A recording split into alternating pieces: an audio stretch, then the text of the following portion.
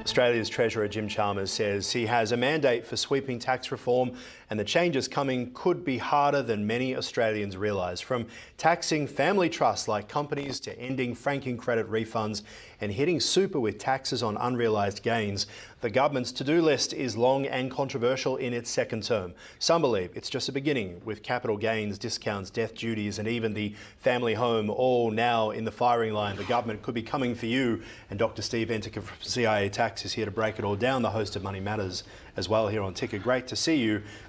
We have been wondering what the agenda would be for Anthony Albanese and Jim Chalmers' second term. The imagination takes us into some interesting places. Well, we've got to go back a long way. We've got to go back to the Henry Review, where we had that very substantial the Ken Henry Review. And then Labor went with 1 out of 50-odd recommendations, and then that failed spectacularly anyway, the mining resources tax. We've now got, a so-called mandate, and to a degree, the way John Howard in his second term had a mandate to bring in our last major tax reform, which was GST. So Jimmy Chalmers now, he's got Canberra all excited that he's saying, I've now got a mandate to make some changes. So they're going back to that Henry Review and saying, what can we bring What on else now? is there? Now, do we need change? Does the tax system need change? It does. So productivity is being taxed. So in Australia, we've had businesses who were productive, but then it become too hard to invest, too hard to do things in Australia, and they just continue to pull out. That was replaced with government borrowing to boost productivity. As we know, the governments are fully borrowed. Now the tax system's going, well, we're running out of money. We haven't got enough productive people. We have to swing the tax system back to favouring people who are going to be productive, which means we still need our revenue, so they're going to come after wealth. But is this a reform or a tax grab? The way you put it there, it sounds like they're just after more of our cash because they can't get any more from overseas. Yeah, look, I actually think some of it is absolutely needed. All right, we have to have some sort of reform. We have an ageing population. We do have a build-up of wealth. There does have to be something. Something has to give. But what they've got to be really careful of is they move away aspiration, and they move away from people saying, well, why would I bother if it's just going to be removed? So it's a very fine balance. So I think some of the changes they're talking about, taxing family trusts as company, that's been around for a long time, that one. Ever since I've been in tax, they've been talking, 29 years they've been talking about it.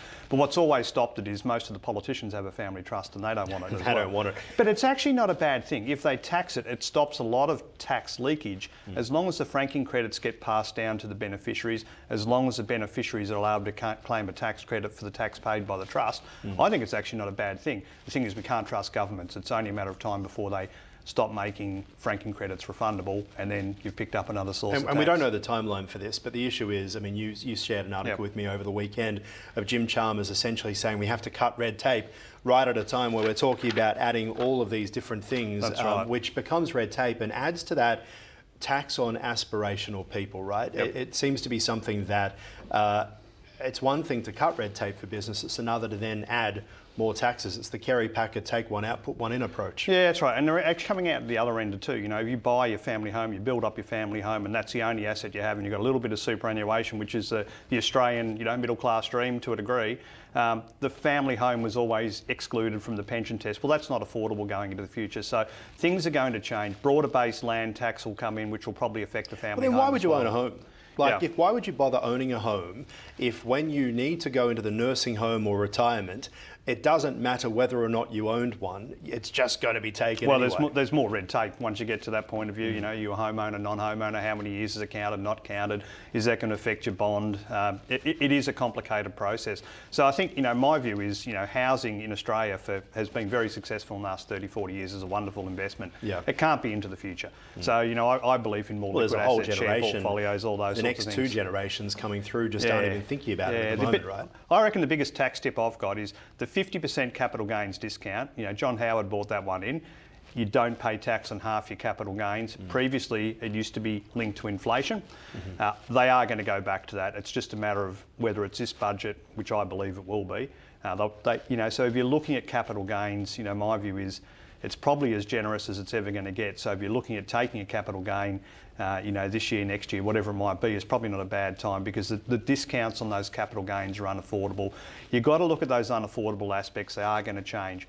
But my biggest belief, and it sounds like it's yours too, is it's not tax that's making the difference in Australia. It's regulation, it's rules, it's everything red tape that's hampering business from actually going ahead. But it's also happening in the UK, right? Yep. Plenty of stories about millionaires. Why would you do business in the UK? Millionaires are leaving the UK. Yeah. And the idea was that they would come to Australia, but we always are 6 months behind what they're doing in the UK, as we saw with COVID restrictions. So where do people with aspirations go? Yeah, if you have money, Singapore will welcome you. Other countries like that, you know, if you bring money into an economy, you're going to be welcomed. Asia's a great destination. Some of the Arab states, although at the moment I'm not sure I'd want to go to some of those as well, are very, very welcoming. Death taxes are huge. UK, USA, they have them as well. Are they inevitable here? Yeah, absolutely. It's only well, they're already there. You know, the tax on superannuation and not going to a spouse or a dependent is taxed. Is there any good news? Yeah, I think there is. You know, I really do think there is. As a chaplain, but also as a finance guy, I always go, well, acknowledge the problem and get ahead of the curve. You know, move to Asia. Yeah, well, move to Asia or get into deployment. Yeah. You know, reality is if you have a big build-up of wealth in these major global economies in years to come, it's going to be hit in some way, shape or form. So deploy to the family, help the family now, help charities, help faith, help conservation, which I do.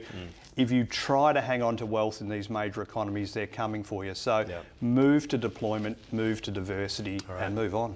Dr. Stephen Entickett, we've got to move on. Appreciate your time as always. Thank you.